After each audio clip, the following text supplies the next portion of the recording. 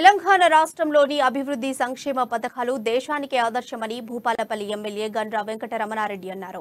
9 ఏళ్ల తెలంగాణ ప్రగతిని చాటుతూ దశాబ్ది ఉత్సవాలు ఘనంగా జరుపుకోవాలని ఆయన పిలుపునిచ్చారు. జూన్ 2 నుంచి 21 వరకు దశాబ్ది ఉత్సవాలను వైభవంగా నిర్వహిస్తామంటున్న ఎమ్మెల్యే గండ్ర వెంకటరమణారెడ్డితో మా ఉమ్మడి వరంగల్ జిల్లా ప్రతినిధి Ponnaganti Swamirao face to face. Telangana రాష్ట్ర ప్రభుత్వం ప్రతిష్టాత్మకంగా దశాబ్ది ఉత్సవాలు జరుపుకోవాలని చెప్పి సీఎం కేసీఆర్ 105 కోట్ల రూపాయలతో అంగరంగ వైభవంగా కూడా తెలంగాణ రాష్ట్రంలోని కూడా అంగరంగ వైభవంగా జరుపుకోవాలని చెప్పి కూడా పిలుపునిచ్చిన పరిస్థితి కనపడతా ఉంది. మనం ప్రస్తుతం భూపాలపల్లి జిల్లాలో ఉన్నాము. భూపాలపల్లి ఎమ్మెల్యే గండ్ర వెంకటరమణారెడ్డితో పాటు మనం మాట్లాడుకునే ప్రయత్నం చేద్దాం. సార్ చెప్పండి, భూపాలపల్లిలో ఎట్లా మీరు ప్లాన్ చేస్తా ఉన్నారు? దశాబ్ది ఉత్సవాలతో పాటు అవతరణ దినోత్సవాలు కూడా మీరు కార్యకర్తలు ఎలా పోగు చేసుకున్నారు, ఎలా ప్లాన్ చేసుకుంటున్నారు? తెలంగాణ రాష్ట్రం సిద్ధించి రేపు జూన్ 2వ తారీఖు 9 సంవత్సరాలు పూర్తి చేసుకుని 10వ సంవత్సరాలు అడుగు పెడుతున్న సందర్భంలో దశాబ్ది ఉత్సవాలను చాలా ఘనంగా జరపాలని ప్రభుత్వం నిర్ణయం చేసింది.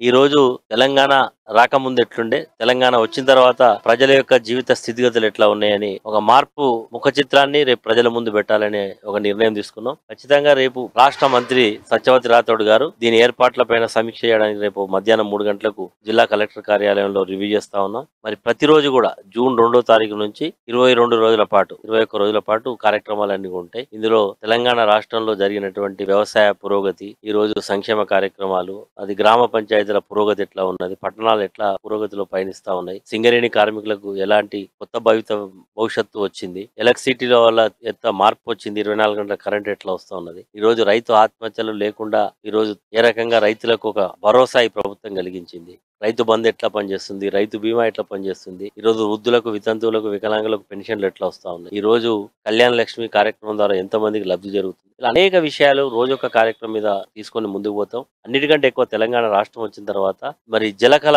ఉట్టిపడతా ఉన్నది. ఎక్కడ చూసినా, ఏ చెరువుల్లో చూసినా నీళ్లు ఉంటున్నాయి. భూగర్భ జలాలు గణనీయంగా పెరిగినాయి. వ్యవసాయంలో కొత్త మార్పు వచ్చింది. వేసంగి పంట కూడా ఈ ఒక్క సంవత్సరమే 56,50,000 ఎకరాలు పంట మరి దిగుబడి వచ్చింది. గణనీయమైనటువంటి పురోగతి వ్యవసాయ రంగంలో సాధించడం, ఇట్లా యాదవులలో ఏ రకమైన మార్పు వచ్చింది, గుజరాత్లకు ఏ రకమైన మార్పు వచ్చింది, ఈ రోజు గిరిజనులకు ఏ రకంగా మరి జీవితంలో మరి కొత్త వెలుగులు వచ్చినాయి. మీరు తండాలను గ్రామ పంచాయతీలుగా చేస్తే ఎంతమంది గిరిజన బిడ్డలకు సర్పంచులు అయ్యే అవకాశం వచ్చింది. ఇలా అనేక విషయాలు మరి చాలా విస్తృతంగా ప్రజలకు తీసుకెళ్లే ప్రయత్నం చేస్తాం. ఈ రకంగా ప్రజా సంక్షేమం కొరకు ఈ ప్రభుత్వం పాటుపడుతున్నటువంటి దీన్ని తీసుకెళ్లడం జరుగుతుంది. కవులను, కళాకారులను కూడా సన్మానించుకోవడం జరుగుతుంది. ఈ రకంగా ప్రతి విషయంలో కూడా మరి ఒక ప్లాన్ ఆఫ్ యాక్షన్, ఒక పద్ధతి ప్రకారంగా ముందుకు తీసుకెళ్లే కార్యక్రమం చేస్తాం. గ్రామాలు వదిలి పట్టణాలకు వలసపోయిన వాళ్ళు ఎప్పుడైతే కరోనా వ్యాధి వచ్చిందో అందరూ గ్రామాలకు వచ్చారు. ఈ రోజు పట్టణంలో ఏ ఫెసిలిటీస్ అయితే ఉన్నాయో గ్రామీణ ప్రాంతంలో ఒక పల్లెలో కూడా అదే పరిస్థితి. ఒక మారుమూల తండాల్లో కూడా అవే కరెంట్ ఉంది, నీళ్లు ఉన్నాయి, ఈ రోజు అన్ని రకాల మౌలిక సదుపాయాలు ఉన్నాయి, రోడ్స్ ఉన్నాయి, అన్ని కూడా జరిగింది. కాబట్టి తెలంగాణ ఈ రోజు ఎండాకాలం వచ్చిందంటే మొత్తం పట్టణాలు ఖాళీ చేసి వచ్చి ఈ రోజు పిల్లలంతా కూడా గ్రామాల్లో ఉంటారు. గతంలో గ్రామాలకు రామంటే ఊర్లో కరెంట్ ఉండదు, అక్కడ నీళ్లు ఉండవు, అక్కడ టీవీ రాదు, అక్కడ ఫోన్ పని చేయదు, మేము రాము అనే పని. ఇప్పుడు అన్ని చాలా సంతోషంగా పిల్లలు కూడా వచ్చి ఊర్లలో ఉంటున్నారు. ఇదే ఒక గొప్ప మార్పు, ఇది ఒక నిదర్శనం. అమరవీరుల కుటుంబాలకు తెలంగాణ సిద్ధించిన కొద్ది రోజులకే వారి కుటుంబంలో కొంతమందికి ఉద్యోగాలు ఇవ్వడం జరిగింది, కొంతమందికి కాంట్రాక్ట్ బేసిస్ లో ఇవ్వడం జరిగింది. ఎవరిని ఎట్లా వాడుకోవాలి, ఎవరిని ఎట్లా మరి హక్కును చేసుకోవాలో తెలంగాణ ముఖ్యమంత్రి గారు చాలా గొప్పగా ఆలోచించి ముందుకు పోతా ఉన్నారు. ఈ రోజు వాళ్ళు కొద్దిమంది ఏదో చెప్తా ఉంటారు, ఇది చేయలేదు అది చేయలేదు, కానీ అవన్నీ కూడా అవాస్తవం.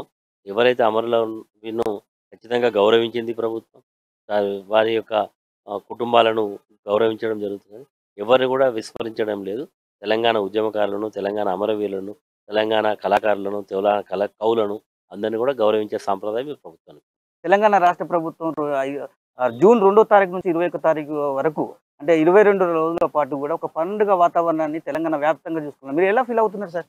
చాలా గొప్పగా ఫీల్ అవుతున్నాం. తెలంగాణ సాధించుకున్న 10 ఏళ్లలో జరుగుతున్నటువంటి మార్పులో మరి తెలంగాణ నేటి సమాజం మరి అనుభవిస్తున్నటువంటి ప్రతిఫలాలన్నీ కూడా అందిస్తున్నందుకు ఒక పండుగ వాతావరణంలో చేసే కార్యక్రమాన్ని మేము అందరం కూడా చాలా గొప్పగా ఫీల్ అవుతున్నాం. ఈ సందర్భంలో మేము ప్రజాప్రతినిధులుగా ఉండడం, మా నేతృత్వంలో ఈ నియోజకవర్గంలో పలు కార్యక్రమాలు జరుపుకోవడం చాలా సంతోషకరమైనటువంటి విషయం.